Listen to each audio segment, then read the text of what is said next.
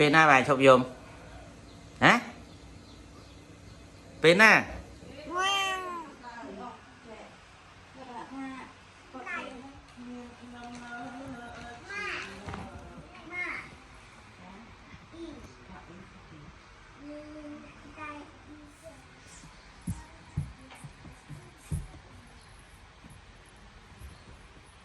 Cá thì ngập tấu ơi cá đó nè.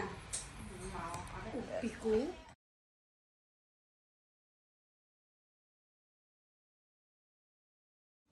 Bên na bài chụp dùm. Hả? Bên na. Lượt. Bên ai chụp dùm hả? Hồi xí hái nó vô mày. Đằng này. Yeah nè. Dùm luôn dùm.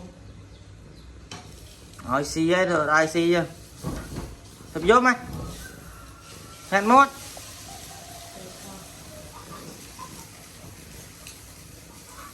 Mình zoom đi ra.